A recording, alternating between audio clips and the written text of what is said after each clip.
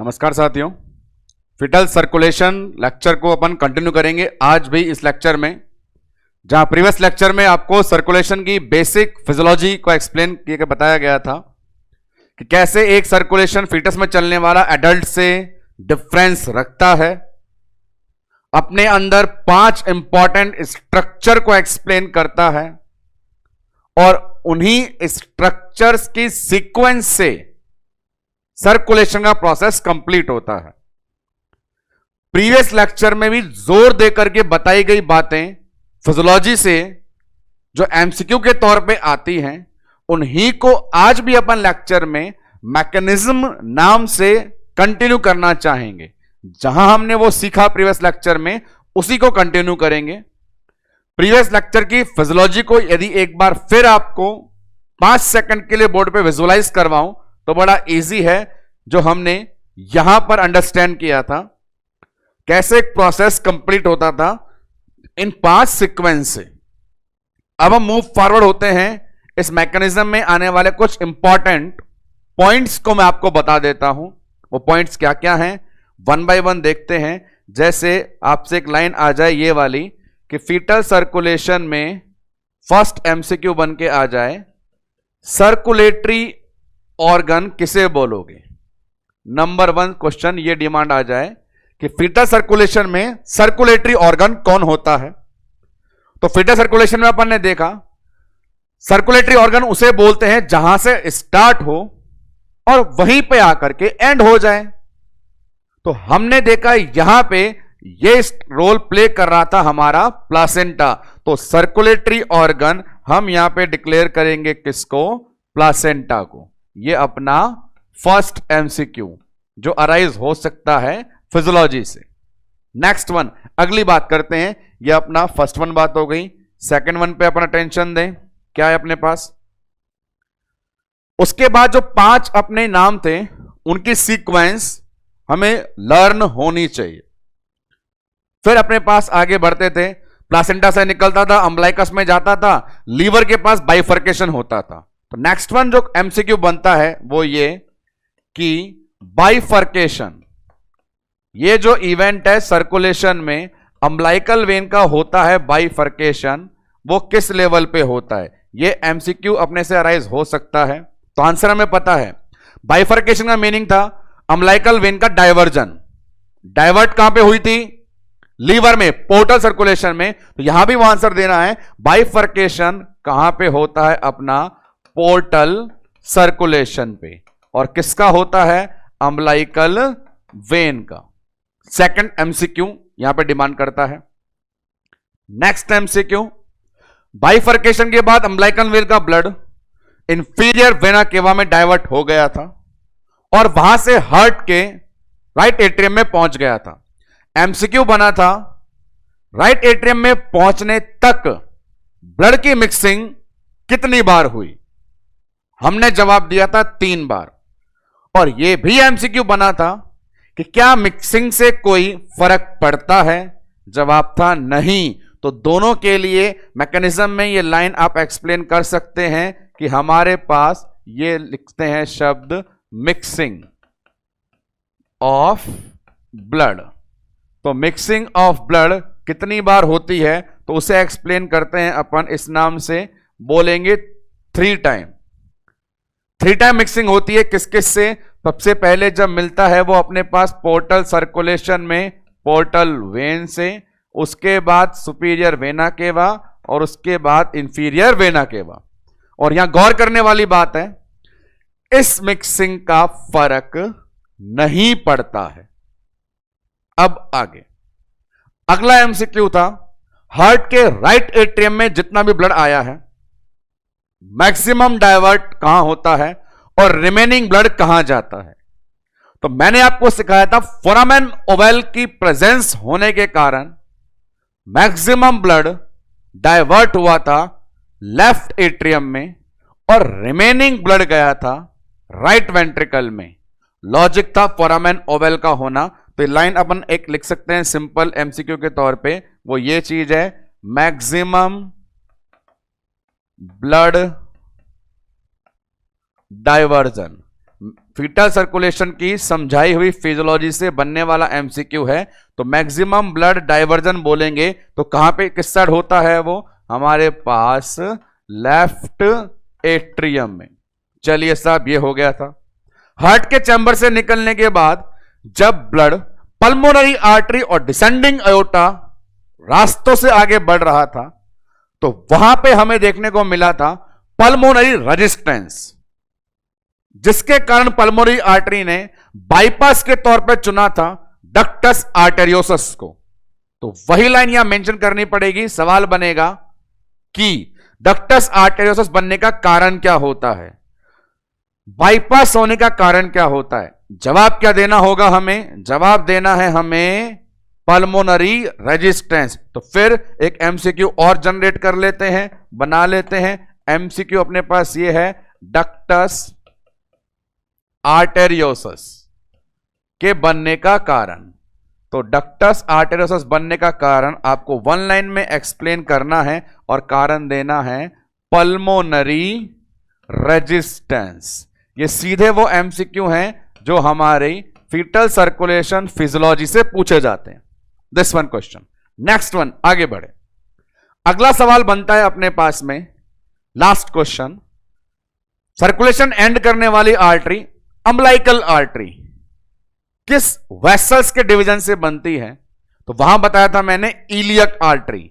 उसके अंदर भी इंटरनल इलियक आर्टरी के डिवीजन से ही, की ब्रांच से ही अम्बिलिकल आर्टरी का फॉर्मेशन होता है। तो ये हमारे पास एक और एमसीक्यू उसी लैंग्वेज में लिख देते हैं।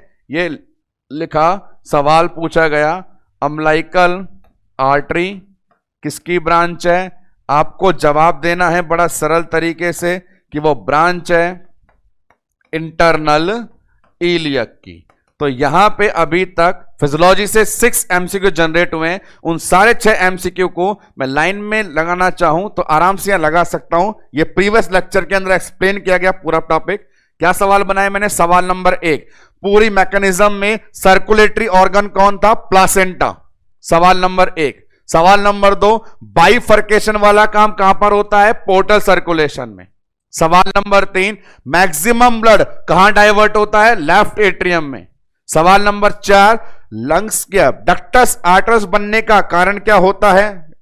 Pulmonary resistance. अगला सवाल, अम्बिलिकल आर्टरी किसकी ब्रांच होती है? Internal iliac. और एक और सवाल, ब्लड की मिक्सिंग कितनी बार हुई? इन्हीं को अपन ने सारे एमसीक्यू में मैकेनिज्म में बताया। देखिए, सर्कुलेटरी ऑर्गन प्लासेंटा है, बाइफर्केशन पोर्टल सर्कुलेशन के लेवल पे होता है, मिक्सिंग ऑफ ब्लड 3 बार होती है, पोर्टल वेन के साथ, एसवीसी के साथ, आईवीसी के साथ, मैक्सिमम ब्लड डाइवर्ट होता है लेफ्ट एट्रियम की तरफ।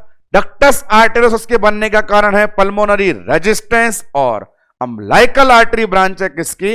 इंटरनल इलियक की। अब यहां पर मैं और 2 इंपॉर्टेंट एमसीक्यू बताऊंगा जो पूछे जाते हैं, वो ये रहे। देखिए, ये काफी अच्छा एमसीक्यू है। Maximum oxygen saturation.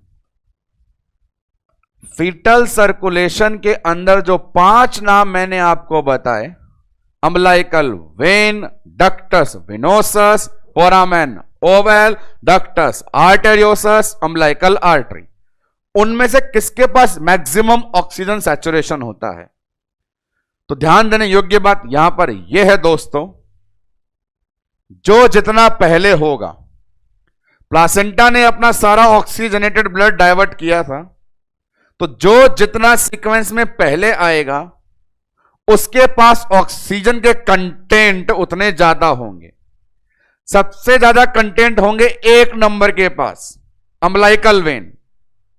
उससे कम कंटेंट होंगे 2 नंबर के पास, डक्टस वेनोसस। उससे कम ऑक्सीजन कंसंट्रेशन होगी 3 नंबर के पास, फोरामेन ओवल वाली जगह। उससे कम कंसंट्रेशन होगी नंबर 4 डक्टस आर्टेरियोसस में, और सबसे कम ऑक्सीजन कंसंट्रेशन होगी अम्बिलिकल आर्टरी में।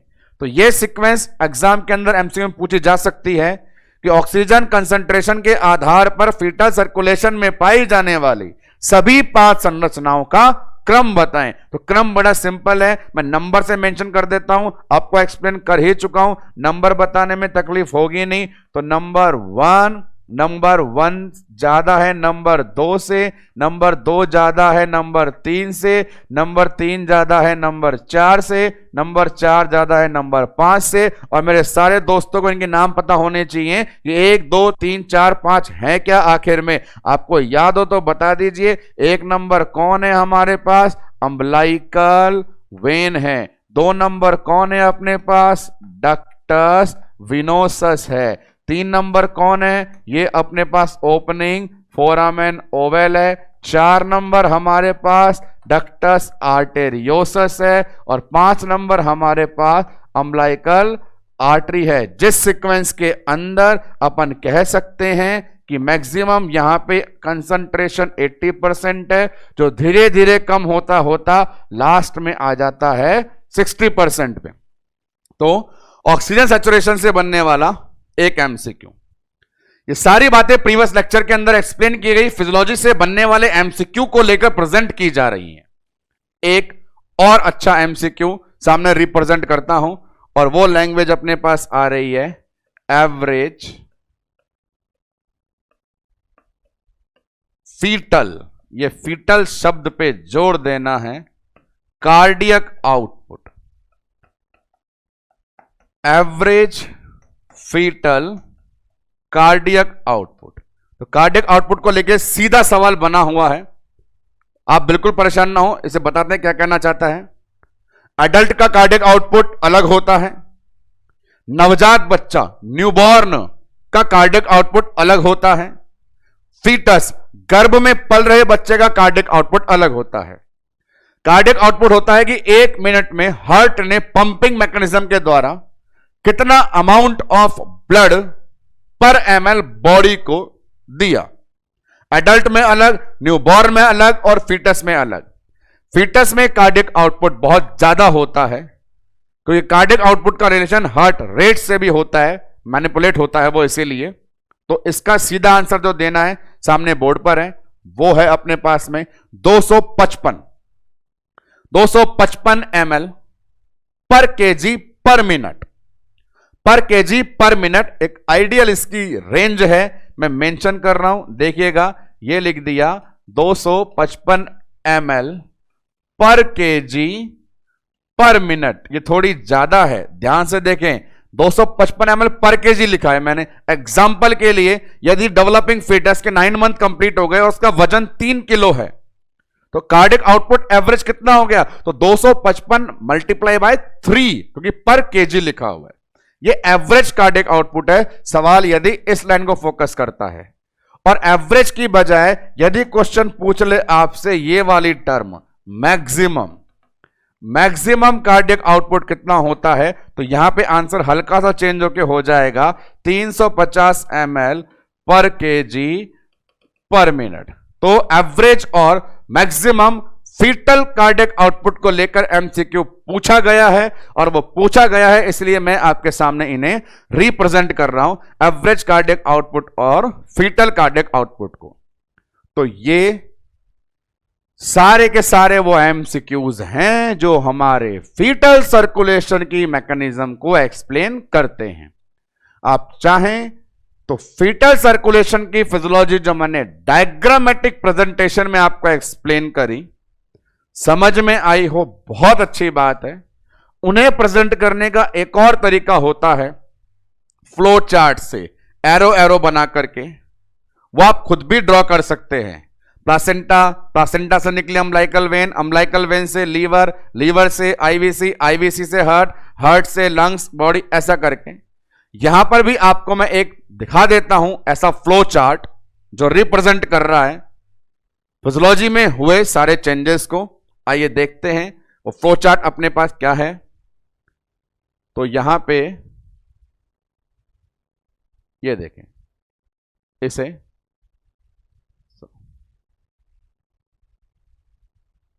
इस फ्लो चार्ट के अंदर कंप्लीट सर्कुलेटरी स्ट्रक्चर दिखाई जा रही है जो मैंने एक्सप्लेन करी है, आसानी से देख लीजिए।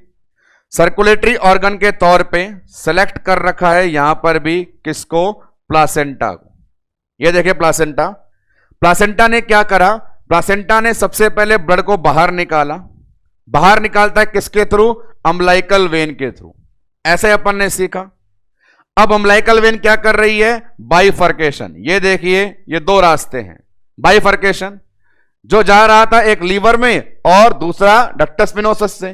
तो बात ये चली गई कि अम्बिलिकल वेन बाइफर्केशन होने के बाद वापस बाहर निकल के आती है, और बाहर निकल के किससे मिलती है, इंफीरियर वेना केवा से।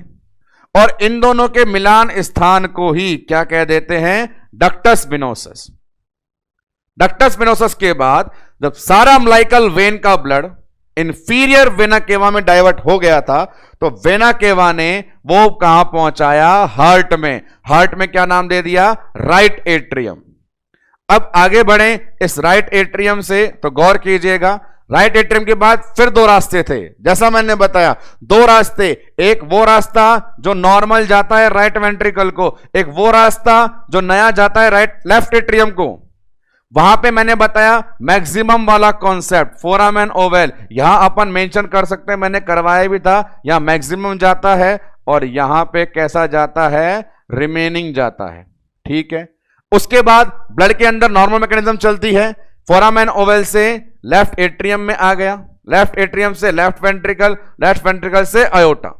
गड़बड़ कहां होती है, राइट साइड में, क्योंकि राइट साइड वाला कहां जाता है, पल्मोनरी आर्टरी में, और पल्मोनरी आर्टरी लंग्स के तरफ ब्लड को नहीं भेज पाती है। स्कीम में देखिए क्या हुआ, ये लिखा हुआ है अपने पास में, पल्मोनरी में गया, पल्मोनरी में जो लंग्स था उस लंग्स ने क्या करा, इनहिबिट करा, और इनहिबिट करने के कारण वो वापस डाइवर्ट कहां पे हो गया था, अयोटा में।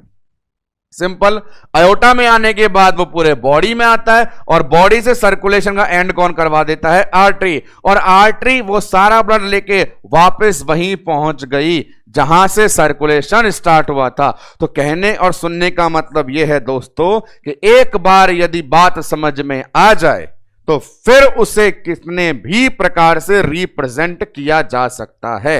यदि हमें डायग्रामेटिक स्कीम के थ्रू, यदि हमें फीटल सर्कुलेशन की 5 स्ट्रक्चर्स को अरेंज करना आ गया, तो हमारे लिए उसे किसी भी फ्लो चार्ट के द्वारा या किसी भी राइटिंग लैंग्वेज के द्वारा एक्सप्लेन करने में समस्याएं नहीं होंगी। उम्मीद है अभी तक फीटल सर्कुलेशन के बारे में जितनी भी स्कीम बताई जा रही है वो आपको क्लियर होंगी। बात करते हैं अब फीटल सर्कुलेशन के नेक्स्ट सेगमेंट में, जहां हम देखेंगे बहुत इंपॉर्टेंट चीज, चेंजेस आफ्टर बर्थ। आते हैं उस पे।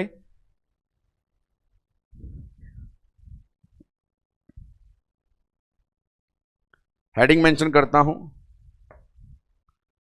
Changes after birth. जो लैंग्वेज लिखी है उसी से इसका मोटो समझ जाइए क्या होने वाला है। फीटल सर्कुलेशन चल लिया भाई, जितना चलना था, 9 महीने 280 दिन 40 वीक तक चल गया। अब क्या होगा, जैसे बात चलेगी बर्थ की, बर्थ का मतलब होता है बच्चे का जन्म, और बच्चे का तुरंत जन्म होते ही किया जाने वाला काम होता है अम्बिलिकल कॉर्ड की कटिंग। और अम्बिलिकल कॉर्ड की कटिंग करने का मतलब है फीटस और प्लासेंटा का कनेक्शन ब्रेक हो गया, और अब यह फीटस नहीं रहा, अब ये न्यूबॉर्न हो गया। और जैसे अम्बिलिकल कॉर्ड कट करते हैं, न्यूबॉर्न के लंग्स एक्टिव होते हैं, बच्चा क्राई करता है, मतलब उसमें एडल्ट वाले चेंज आ गए। तो कहने का मतलब यह था, फीटल सर्कुलेशन की शुरुआत में मैंने ये बोला कि वो एडल्ट से इसीलिए अलग है क्योंकि उसके फेफड़े काम नहीं करते और उसके पास प्लासेंटा होता है।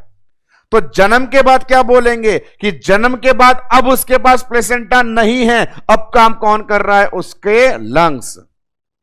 तो जन्म के बाद जब बच्चा हमारी तरह ही काम करने लग जाएगा, तो फीटल सर्कुलेशन की 5 संरचनाओं का कोई मतलब रहेगा या नहीं रहेगा, मतलब नहीं रहेगा। चेंज का मतलब क्या बताना चाहते हैं, चेंज का मतलब यह बताना चाहते हैं फीटल सर्कुलेशन की 5 संरचनाओं का चले जाना।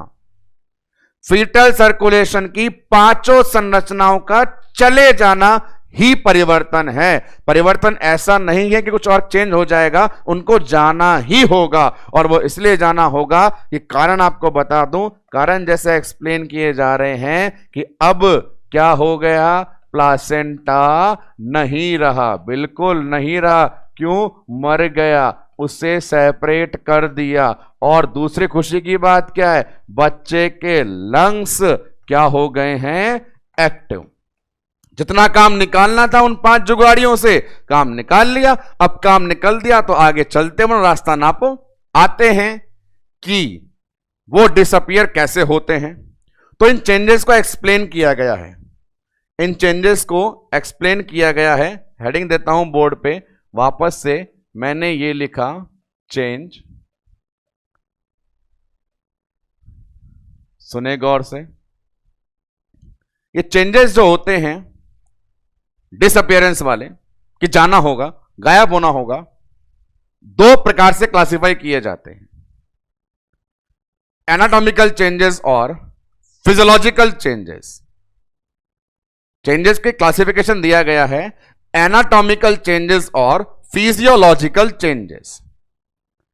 एनाटॉमी जहां बोलती है कि जो संरचना थी वो संरचना पूरी तरह सही हो जानी चाहिए, चेंज हो जानी चाहिए, जबकि फिजियोलॉजी ये बोलती है कि जो फंक्शन हो रहा था उनके होने से वो नहीं होना चाहिए। अब मैं इन लाइनों को ऐसे एक्सप्लेन करूंगा तो थोड़ी प्रॉब्लम आ सकती है, तो इसके लिए अपन एक एग्जाम्पल ले लेते हैं। एग्जाम्पल लेते हैं, देखो कैसे समझाऊं मैं आपको। एग्जाम्पल लेते हैं इस कंडीशन का कि माना कि मैं फोरामेन ओवल की बात कर रहा हूं, फोरामेन ओवल की बात कर लेते हैं, ये वाली बात। इधर गौर फरमाइए। अब यहां पे सामने देखें, आपको दोनों एट्रियम के बीच ओपनिंग दिखाई दे रही है, ये रही ओपनिंग, ये मार्क कर दिया मैंने, ये फोरामेन ओवल है। पहले क्या होता था, यहां वाला ब्लड जो आता था इस साइड में वो डाइवर्ट हो जाता था। अब इसी के अंदर मैं 2 चेंज बताता हूं, एनाटॉमिकल और फिजियोलॉजिकल। पहले बताता हूं फिजियोलॉजिकल, कि क्या हो जन्म के बाद यदि ऐसा हो, राइट एट्रियम में आने वाला ब्लड राइट एट्रियम में आकर के राइट वेंट्रिकल में चला जाए और लंग्स में चला जाए, पड़ोस की तरफ ध्यान ही नहीं दे। फोरामेन ओवल है, अवेलेबल है, पर उसकी तरफ डाइवर्ट नहीं हो, वो चेंज कहलाता है फिजियोलॉजिकल चेंज। कि दिल में छेद होने के बावजूद, फोरामेन ओवल के पड़े होने के बावजूद ब्लड वहां डाइवर्ट नहीं हुआ, ब्लड ने अपना सीधा रास्ता नापा, ब्लड आजू बाजू नहीं गया, तो वो कहलाता है फिजियोलॉजिकल चेंज। बिना संरचना सही किए सही रास्ते पे ब्लड का जाना, एक बात। नंबर 2, एनाटॉमिकल चेंज ये बोलेगा कि हमें भरोसा नहीं है कि अभी तो ये सीधा सीधा रास्ते पे जा रहा है, पर बाजू के अंदर ये ध्यान नहीं दे रहा है, पर हो सकता है भविष्य में कभी डाइवर्ट हो जाए, तो हम तो विश्वास तभी करेंगे जब आप घाव पूरा भरेंगे। एनाटॉमी बोलती है इस दीवार की मरम्मत कर दो, पूरा बंद ही कर दो। अब पूरा बंद कर दोगे तो हम श्योर हो गए हैं, हम कॉन्फिडेंट हो गए हैं, अब तो तू जा ही नहीं सकता। फिजियोलॉजिकल चेंज क्या बोल रहा था, वो नहीं जाता है। एनाटॉमिकल चेंज क्या बोलेगा, वो जा ही नहीं सकता। एक और एग्जांपल ले लीजिए डक्टस आर्टेरियोसस का, फिर से ड्रॉ कर लेते हैं, इधर आ जाओ। यहां बोलता हूं मैं, ये जा रही अपने पास डिसेंडिंग अयोटा, ये रहा अपने पास पल्मोनरी आर्टरी, और ये रहा अपने पास में बाईपास।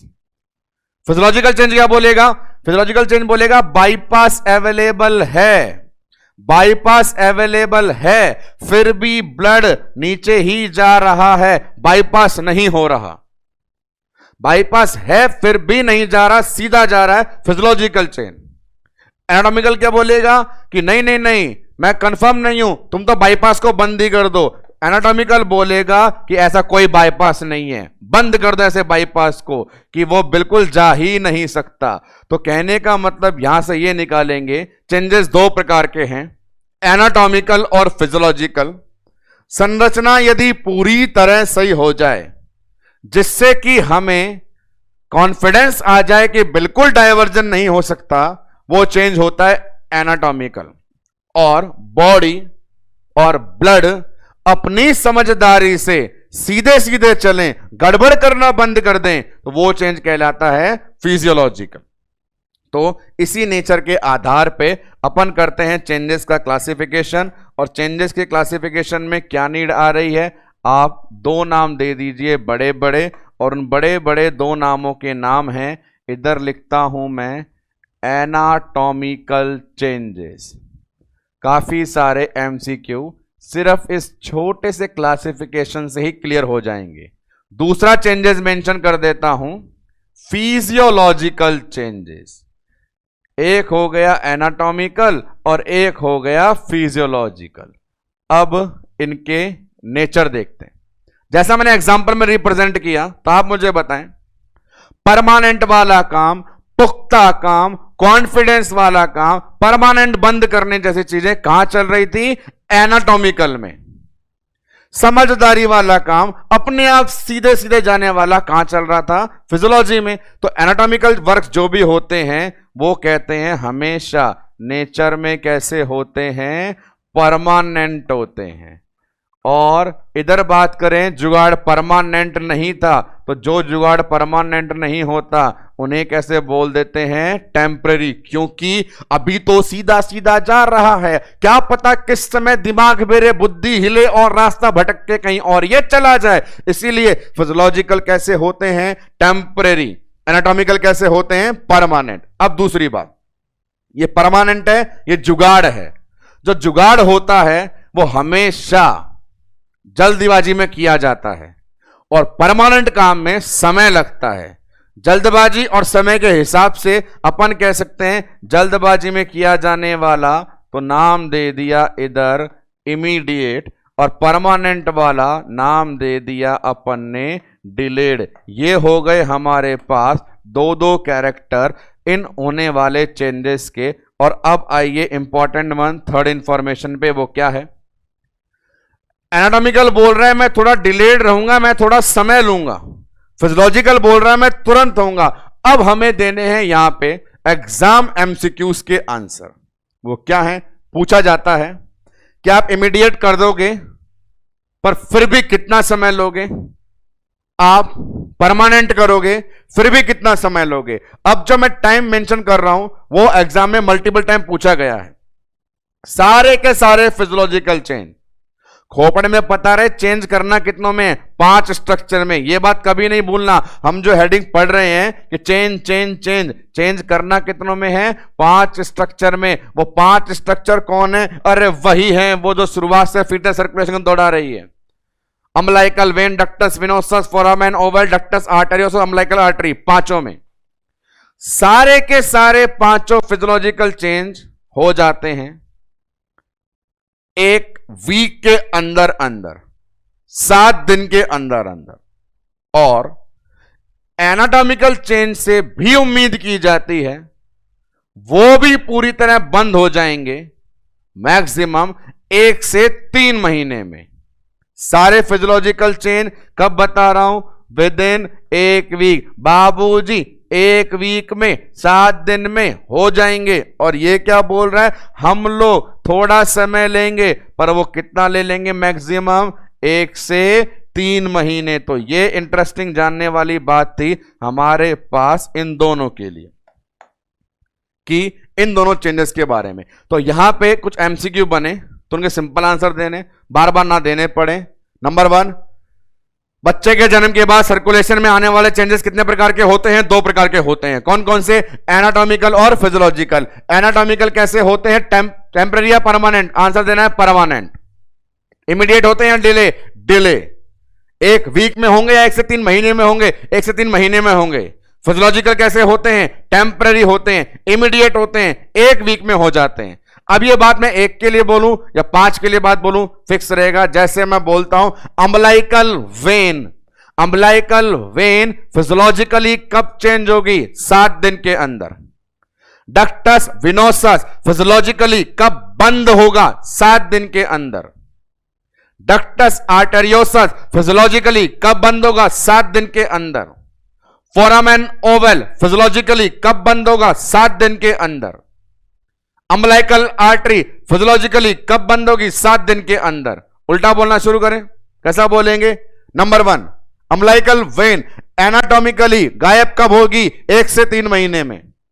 डक्टस विनोसस पूरी तरह गायब कब होगा? 1 से 3 महीने में। डक्टस आर्टेरियोसस पूरी तरह गायब कब होगा? 1 से 3 महीने में। अम्बलाइकल आर्टरी पूरी तरह गायब कब होगी? 1 से 3 महीने में। तो कहने का मतलब है 1 बार बोलो या 5 बार बोलो, चीजें सेम रहेगी, चेंज नहीं होगी। और ऐसी सीक्वेंस में हमें याद रखना होता है तीतर को। तीतर कौन? जो बात नहीं मानता कि अपने पास एक कलाकार आदमी ऐसा है जिसका नाम है फोरामैन ओवेल।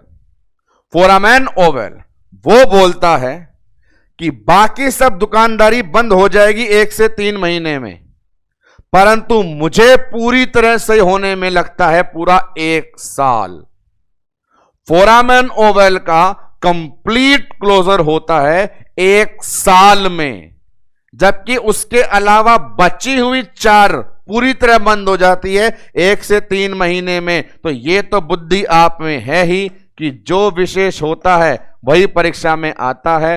तो लिख देता हूं यहां पे कि सारे के सारे बंद हो गए 1 से 3 महीने में, पर फोरामैन ओवेल का क्लोजर जो होता है वो लेता है पूरा 1 साल।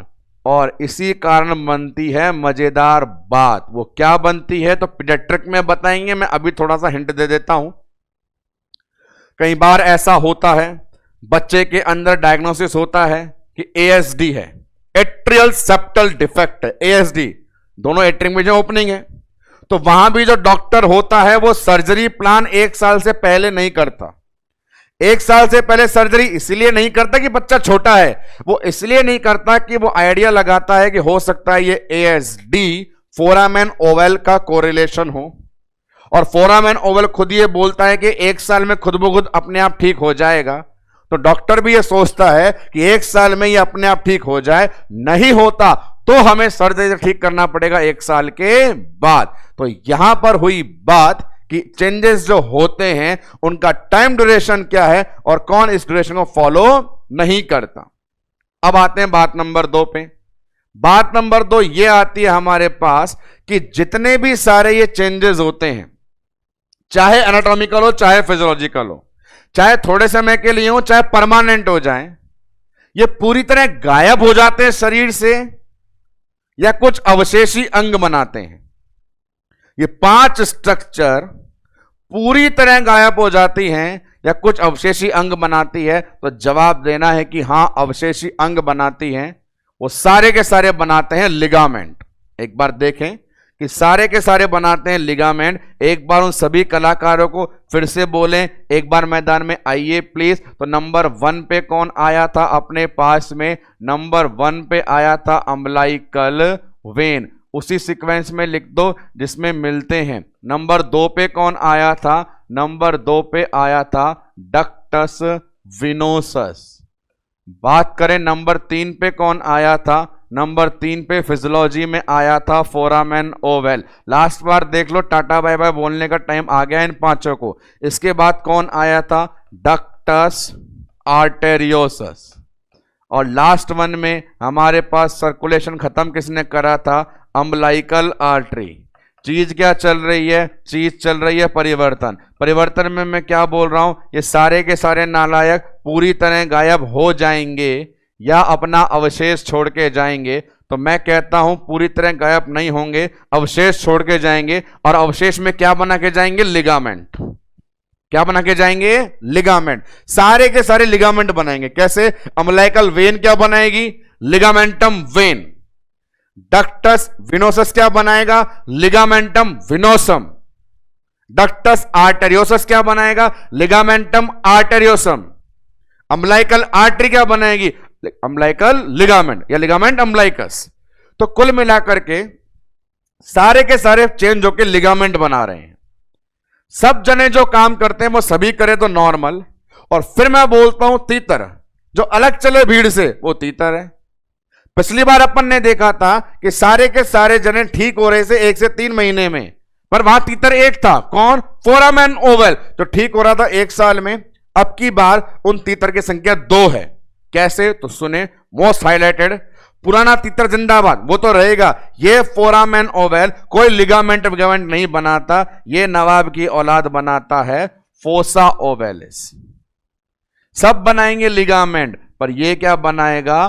Fossa ovalis. तो पिछली बार भी नाच रहा था, इस बार भी नाचेगा। पिछली बार भी बोल रहा था 1 से 3 महीने में बंद नहीं होऊंगा साहब, पूरा 1 साल लूंगा, और अब बोल रहा है कोई लिगामेंट नहीं बनाऊंगा, फोसा ओवेलिस बनाऊंगा। इसके अलावा मोस्ट इंपॉर्टेंट एमसीक्यू, सबके लिगामेंट बनते हैं, पर बहुत बार पूछा जाने वाला जो एमसीक्यू है वो अम्बिलिकल वेन का लिगामेंट है। सबसे बड़ी वेन अम्बिलिकल वेन ही थी इन 5 के अंदर, वो अम्बिलिकल वेन बनाती है लिगामेंटम टीरस। और इससे अच्छा एमसीक्यू चेंजेस में मेरे पास नहीं है कि अम्बिलिकल वेन चेंज होके क्या बनाती है, तो लिगामेंटम टीरस, TERES, लिगामेंटम टीरस। ये मोस्ट इंपॉर्टेंट है, बाकी सब लल्लू है, इसलिए आराम से छोटा छोटा कर लिख सकते हैं। डक्टस विनोसस क्या बोल देंगे, तो छोटा सा है, तो लिगामेंटम विनोसम। अगला डक्टस आर्टेरियोसस, तो नाम ले दिया लिगामेंटम आर्टेरियोसम। उसके बाद बोल दिया कौन है, अम्बिलिकल आर्टरी, तो लिगामेंटम आर्टरी। तो फोकस आपको इसी बात पे देना है मित्रों कि जो विशेष कर रहा है वही सवाल परीक्षा में लेकर के आता है। अब बात करें अपन जो पढ़ रहे हैं चेंजेस, इन सभी चेंजेस के लिए तो याद रहिए अपन पढ़ रहे हैं चेंजेस आफ्टर बर्थ, जन्म के बाद आने वाले परिवर्तन। जैसे ही बच्चे का जन्म हो जाता है वो एडल्ट में चेंज हो जाता है। एडल्ट में चेंज होने का मतलब है अब उसके लंग्स काम करने लग गए हैं और प्लासेंटा से कनेक्शन नहीं रहा। ऐसी कंडीशन में 5 स्ट्रक्चर जो फीटल सर्कुलेशन चला रही थी उन्हें पूरी तरह चेंज होना पड़ता है, डिसअपियर होना पड़ता है। चेंज की कैटेगरी में बताया गया चेंज 2 प्रकार से होंगे, या तो परमानेंटली वहां से चले जाएंगे, खत्म हो जाएगी चीज, या फिर वहां पे फंक्शन नहीं होंगे। उस नेचर पे बताया जो परमानेंट वाले हैं वो थोड़ा समय लेते हैं, समय 1 से 3 महीने का लेते हैं, कहलाते हैं एनाटॉमिकल चेंजेस। जो टेम्परेरी हैं, जो जुगाड़ी हैं, जो तुरंत हो जाते हैं, 7 दिन में हो जाते हैं, वो कहलाते हैं फिजियोलॉजिकल चेंजेस। ये नियम सब जने फॉलो करते हैं, जो फॉलो नहीं करता वो है फोरामेन ओवल, जो पूरी तरह ठीक होने में लगाता है लगभग 1 साल। इसीलिए पीडियाट्रिक के अंदर ASD नाम की बीमारी की सर्जरी 1 साल से पहले डॉक्टर नहीं करता। आफ्टर दैट ये बोला गया कि सारे के सारे चेंज होकर पूरी तरह गायब हो जाते हैं या कुछ अवशेष बनाते हैं। जी अवशेष बनाते हैं, क्या बनाते हैं, लिगामेंट बनाते हैं। 5 लिगामेंट बनाएंगे, पर 2 नई इंफॉर्मेशन जो लीक से हट करके, वो क्या, इस बार भी फोरामेन ओवल लिगामेंट ना बना करके फोसा ओवेलिस है। और सबसे अच्छा एमसीक्यू अम्बिलिकल वेन जो है चेंज होकर स्पेशल लिगामेंट बना रही है, नाम क्या है, लिगामेंटम टीरस। ये इंफॉर्मेशन। इसके बाद अपन लास्ट करते हैं सर्कुलेशन को कुछ इंपॉर्टेंट कंसेप्ट बता के, और वो कंसेप्ट है फिजियोलॉजिकल क्लोज होने का।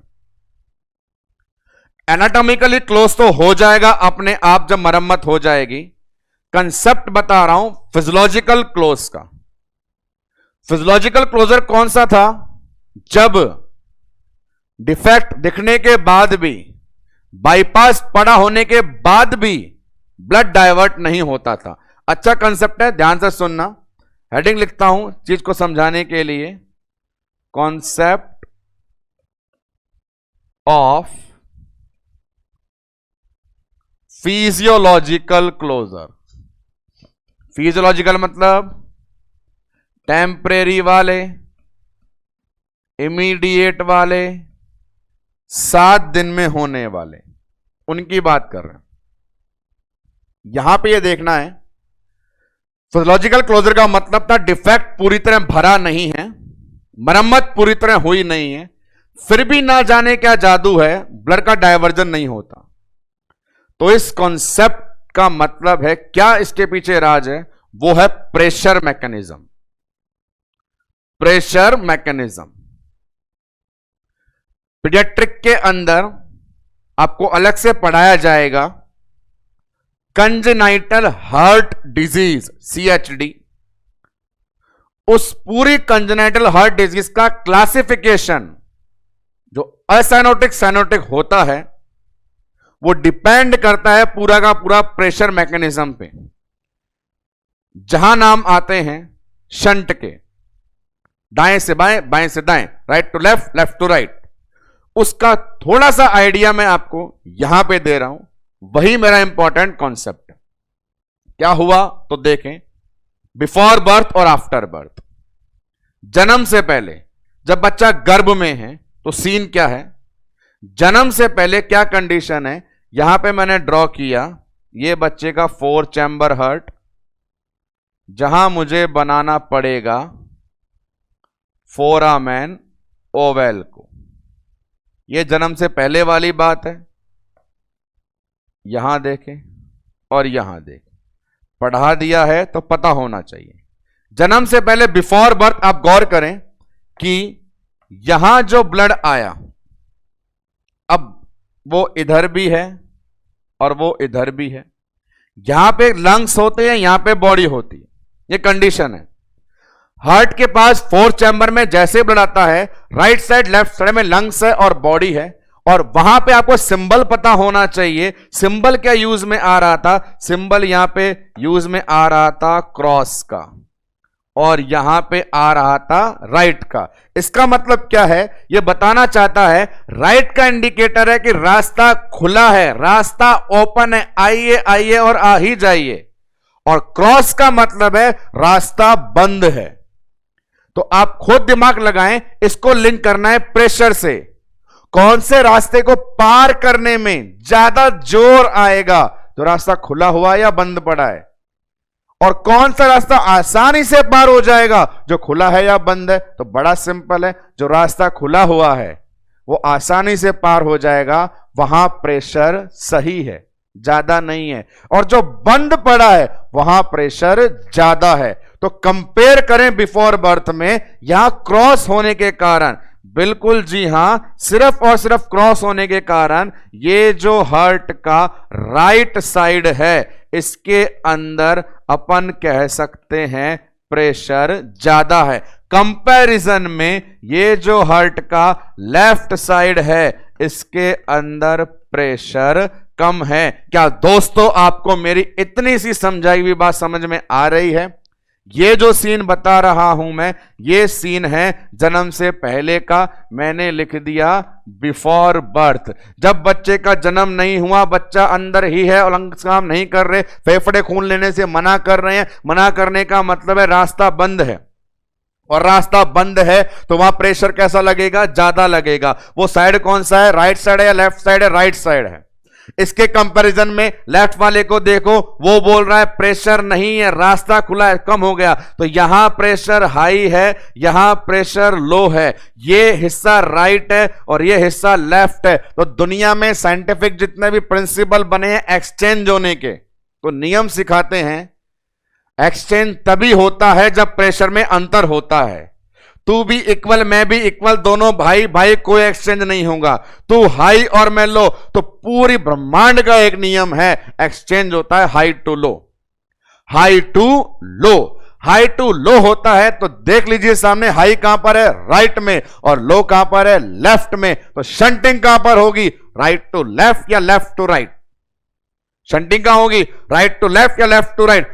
शंटिंग होगी right to left, high to low. और इसीलिए अपन देखते हैं फीटल सर्कुलेशन में ब्लड क्या हो जाता है, डाइवर्ट। अब आते हैं दोस्तों दूसरी बात पे, जब अपन बात करते हैं आफ्टर बर्थ। आफ्टर बर्थ, आहा मजा आया, कितनी सुंदर बात हुई। क्या बात हुई? बात यह हुई कि अभी भी मेरे दिल के अंदर 4 कमरे हैं, और कमरे होने के बावजूद भी मेरे पास फोरामेन ओवेल है। और बात करी जाए तो यहां पर अभी भी मेरे पास कौन अवेलेबल है, ये रही आर्टरी, ये रही अरोटा, और ऊपर से कौन आया, आया जी आया, ऊपर से ब्लड आया। अब देखो क्या होगा, अब देखिए क्या होगा इसके अंदर।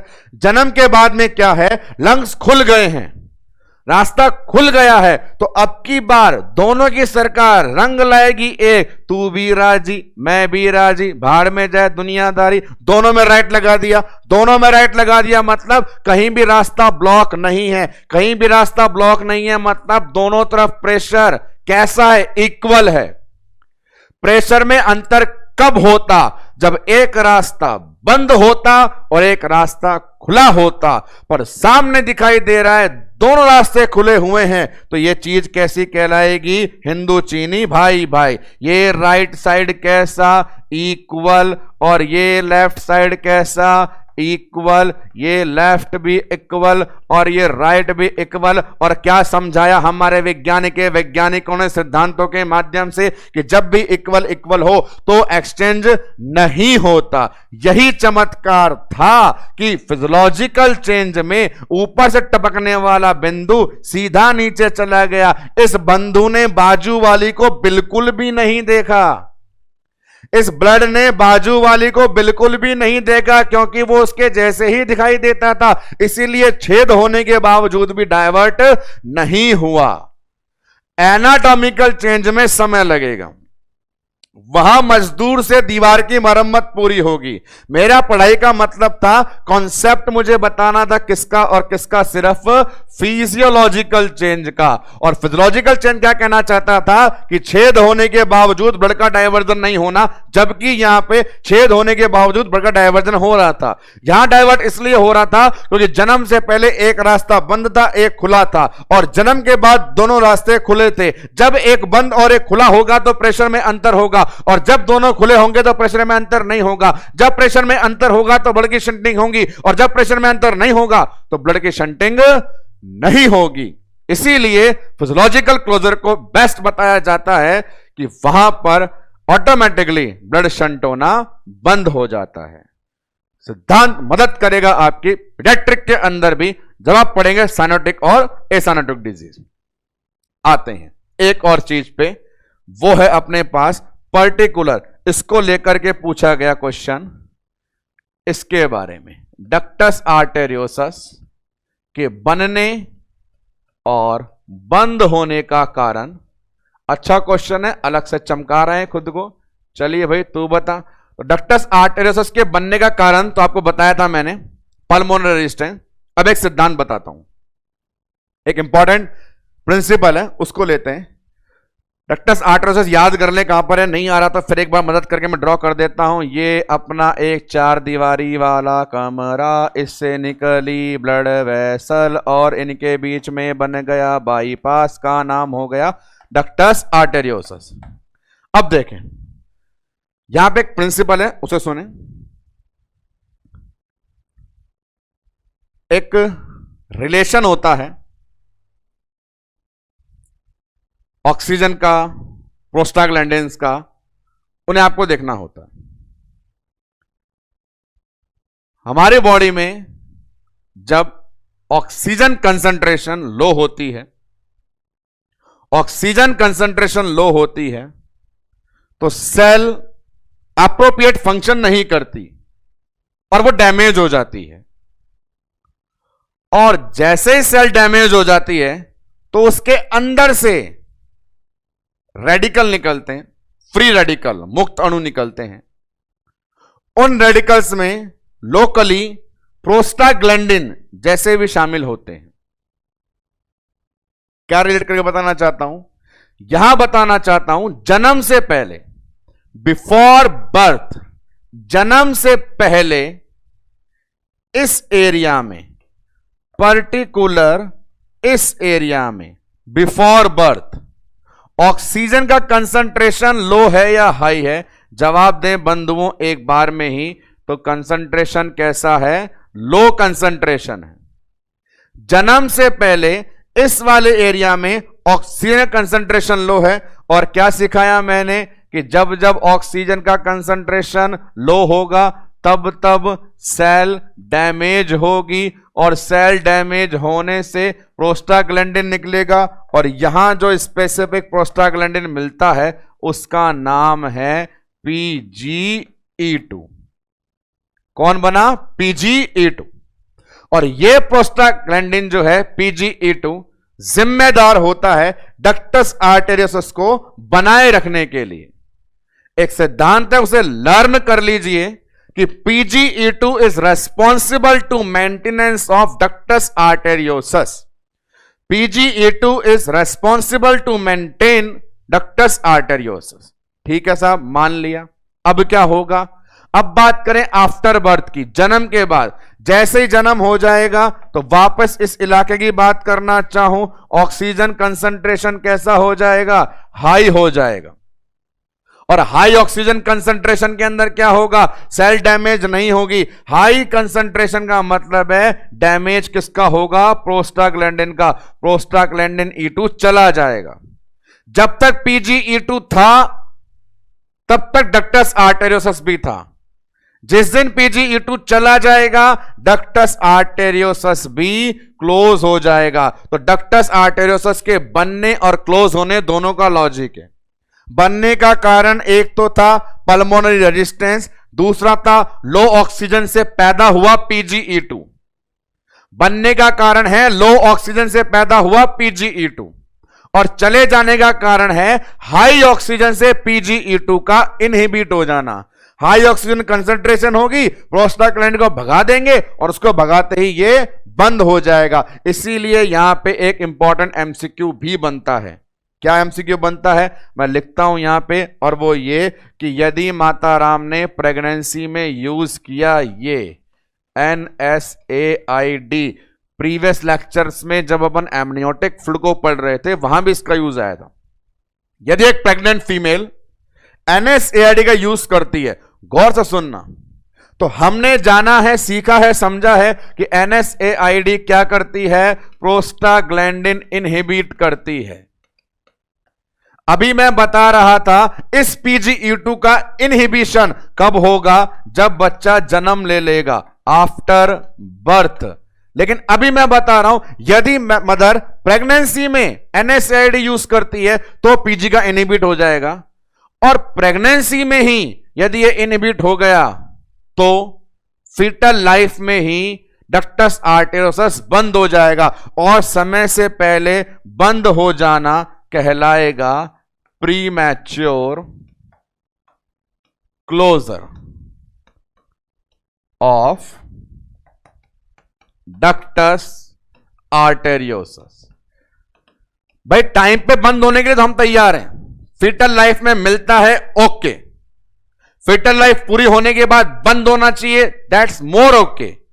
पर फीटल लाइफ के अंदर ही बंद हो गया, दैट इज नॉट ओके। वो कहलाएगा premature closure of ductus arteriosus.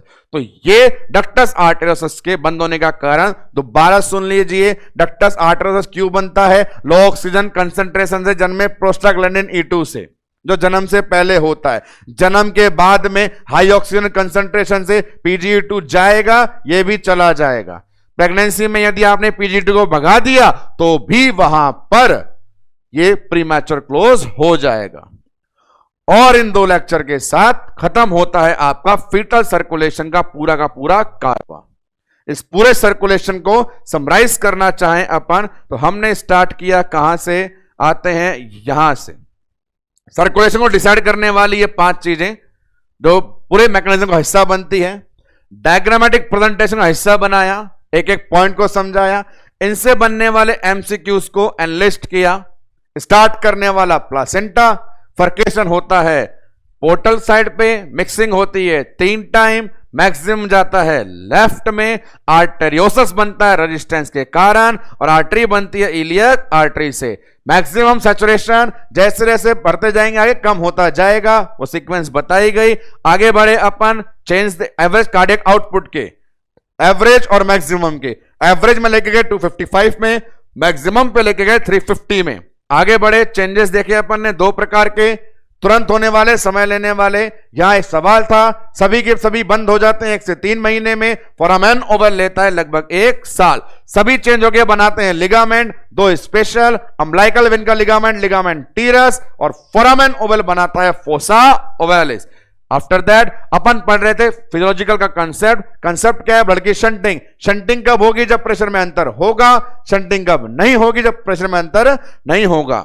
Ductus के बनने का कारण PGE2, इसको भगा दो, ये भी भाग जाएगा। इसको प्रेगनेंसी में भगा दिया NSAID से तो प्रीमैच्योर बंद हो जाएगा। यहां पे अब समय हो चुका है उन सभी सवालों के दोहरान करने का जो अपने फीटल सर्कुलेशन से कोरिलेट थे और जिन्हें पढ़ा भी गया था। लेके आते हैं उन झड़ियों को वापस से। ये लीजिए अपने पास अवेलेबल, बड़े सरल हैं, पूरे 2 लेक्चरों में डिस्कस कर लिया गया है। दबादब आंसर देना शुरू करें। नंबर 1 MCQ, हाईएस्ट ऑक्सीजन किसमें होती है? तो जो सबसे पहले आता है नंबर 1 पे कौन था? Umbilical when. आंसर भी वही है, ऑप्शन नंबर ए। आगे चलें, क्या पूछना चाहता है? डक्टस आर्टेरियोसस किसने बनाया? क्या कारण था? तो कारण था पल्मोनरी प्रेशर। ढूंढिए ढूंढिए कहां पर है वो pressure. Number C, pulmonary artery pressure. बढ़िया, आगे नंबर 3 क्या लिखा हुआ है? एनाटॉमिकल चेंज के लिए क्या सही है? चलो सुनो। तुरंत हो जाता है? नहीं। जुगाड़ी होता है? नहीं। 3 साल तक होता है? नहीं। तो कब? 3 महीने तक हो जाता है। बिल्कुल सही आंसर ऑप्शन डी। आगे चलिए, फिजियोलॉजिकल चेंज के लिए पहचानिए, क्या सही कहा गया है? तुरंत होता है? हां जी। परमानेंट? ना जी। 3 महीने? बिल्कुल नहीं। 3 साल? बिल्कुल नहीं। तो बड़ा सरल है, अपन ने पढ़ लिया है, आज के लेक्चर में ही पढ़ा है कि तुरंत होते हैं, तो answer A. Next one move करें। लिगामेंटम टीरस, जैसा कि मैंने बोला सारे के सारे बनाते हैं लिगामेंट, पर फेमस लिगामेंट कौन बनाता था? Umbilical vein. Option will be B. आगे बढ़िए, फोरामेन ओवल कहां पर है? तो ये सवाल बताता है स्थान को। मैंने नंबर जो दिए 1 2 3 4 5 वाले, तो 1 नंबर किसका था? अम्बलाइकल वेन का। 2 number ductus venosus. 3 number foramen Oval. वही सवाल है, आंसर सी, 3rd पोजीशन। आगे बढ़िए, स्ट्रक्चरल चेंज होने का कारण क्या बताया था मैंने? लंग्स काम करने लग गए और प्लेसेंटा मर गया। तो ऑप्शन देखिए, न्यूबॉर्न ने क्राई किया। क्राई का मतलब लंग्स काम कर रहे हैं। प्लेसेंटा सेपरेट, बिल्कुल ठीक है, प्लेसेंटा मर गया। रेस्पिरेशन शुरू हो गया, मतलब सारी बातें सही हैं। इन सभी के होने के कारण चेंजेस आना शुरू होते हैं। Answer will be D, all of these. Next one, closure of ductus arteriosus. अभी पढ़ रहे थे अपन, क्लोज क्यों आता? PGE2 का बैंड बजने से। PGE2 का बैंड क्यों बजाता? हाई ऑक्सीजन से। तो ढूंढते हैं, A prostaglandin, B oxygen, number C क्या लिखा हुआ है? Pressure exceed pulmonary artery pressure, और लास्ट वन है vascular smooth muscle contraction in presence of oxygen. तो देखिए ऑप्शन बी में केवल ऑक्सीजन लिखा है, जबकि डी में पूरा लंबी लाइन लिखी है कि ऑक्सीजन की उपस्थिति में सारी मसल्स का कॉन्ट्रैक्शन होने से पूरा बंद हो जाना। इसीलिए मोर करेक्ट आंसर है ऑप्शन नंबर डी। आगे बढ़ें, इस सवाल को लें। यह बड़ा सिंपल था। वेस्ट रिमूव करने वाली वेसल कौन थी?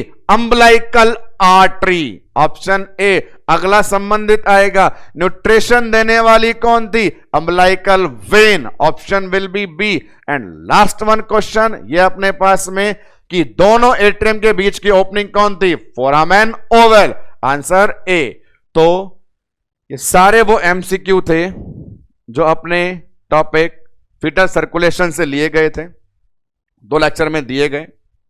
जैसा बताया गया दोस्तों, मेंस्ट्रुअल साइकिल से लेकर के आज जो एंड करा है अपन ने फीटल सर्कुलेशन, वो अपना यूनिट 1 कहलाता है OBG में। यूनिट अपन ने खुद ने मेकअप कर रखी है सिस्टमैटिकली स्टडी को डील करने के लिए। तो पहले अध्याय का यहां पे समापन होता है। अगले लेक्चर में, कल से लेक्चर में बहुत सारे प्रैक्टिकल प्रोसीजर्स वाले कंटेंट को लेकर हम आपके सामने प्रेजेंट होंगे। उस कैटेगरी में सबसे पहले डिस्कस किया जाएगा फीमेल पेल्विस। अभी पूरे इस पहले चैप्टर में मेंस्ट्रुअल साइकिल में आई ब्लीडिंग से लेकर के फीटल सर्कुलेशन के एंड होने तक सभी टॉपिक की तरफ से आपका बहुत बहुत आभार। इन्हें पढ़ने के लिए, इन्हें समझने के लिए पूरी उम्मीद और पूरे प्रयास और पूरी कोशिश है आगामी आने वाले लेक्चर्स में भी आप मेरे सारे उन टॉपिक्स का इसी तरीके से साथ देंगे। आज और अभी के लिए इतना ही। धन्यवाद।